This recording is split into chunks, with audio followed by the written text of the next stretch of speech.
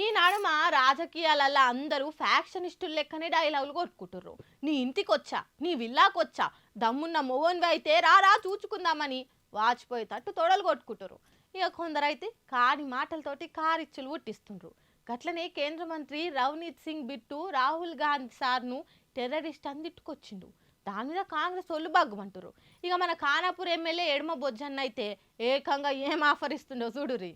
నరం లేని నాలుకే ఏదైనా మాట్లాడుతుంది అన్నట్టు ఈ నడుమ కొందరు లీడరు స్థాయి మరిచి అడ్డగోలు మాటలతోని లేని లొల్లులు పెట్టుకుంటారు. బీజేపీ లీడరు కమ్ కేంద్ర మంత్రి బిట్టు సింగ్ గారు ఉండి రాహుల్ గాంధీ సార్ను ఈ నెంబర్ 8 టెర్రరిస్టు అని అనుకొచ్చిండు. అలా నాయనమ్మకు పట్టిన గతే రాహుల్ గాంధీకి పడుతుంది ఖబర్దార్ అని వార్నింగ్ ఇచ్చిండు. ఇట్లా రాహుల్ గాంధీని టెర్రరిస్ట్ అనే వరకు దేశమంతటా కాంగ్రెస్ కార్యకర్తలు సలసల మసులుతున్నారు. మా రాహుల్ గాంధీని గంత మాట అంటావా? నీ సంగతి చూస్తాం బిడ్డ, మర్యాద క్షమాపణలు చెప్పు, లేదంటే నేనేం చేస్తావో మాకే తెలియదని ఢిల్లీలో బిట్టు సింగ్ ఇంటిని ముట్టడిచ్చిర్రు. క్షమాపణలు చెప్పాలని డిమాండ్ చేసిర్రు. ఇక మన కాంగ్రెస్ ఎమ్మెల్యే విడమ బొజ్జన్న అయితే రాహుల్ గాంధీ సాగు కోరిన కేంద్ర మంత్రి తలకాయ నరికి తెచ్చిన వాళ్లకు నా ఎకరం 38 గుంటల జాగ మొత్తం రాసిస్తా అని బోల్డ్ కామెంట్ చేసుకొచ్చిండు. ఏదైతే రణవీర్ సింగ్ బిట్టు అతను అనుకున్న వాక్యాన్ని వెనక్కి తీసుకోవాలి, తప్పకుండా వెనక్కి తీసుకోకపోతే తప్పకుండా మేము కూడా ప్రకటిస్తున్నాం. ఏజే ఖానాపూర్ శాసనసభ్యులు నేను కూడా ప్రకటిస్తున్నాను. అతని తల్లిని ఎవరైతే తీసుకొస్తారో మా నాన్న సంపాదించిన భూమి 1 ఎకరం 38 గుంటలు నేను కూడా రాసిస్తాను.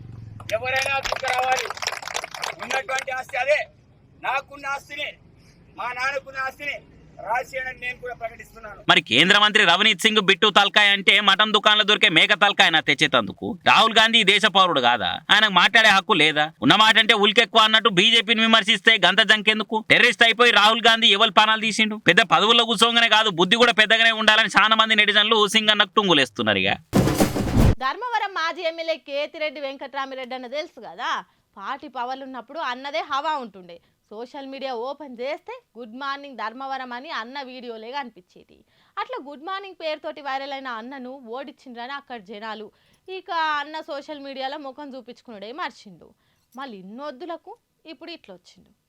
బ్రహ్మంగార సొంటి గురువు లేడు, సిద్ధప్ప సొంటి శిష్యుడు లేడన్నట్టు జగనన్న సొంటి లీడర్ లేడు, నా సొంటి అనుచరు లేడు అని అంటున్నాడు ధర్మవరం మాజీ ఎమ్మెల్యే కేతిరెడ్డి అన్న. నువ్వు పార్టీ మారుతున్నవట కదనే, పక్క పార్టీ కట్టి చెప్తున్నవట కదా అని అడిగితే ఇవ్వాల అనేది అవన్నీ అబద్ధాలే, నేను ఏడికి పోతలేను. 35 ఏండ్ల సంది వైఎస్ఆర్ ఫ్యామిలీతోటే ఉన్నాము, ఇప్పుడు కూడా అలా చేసేది లేదు.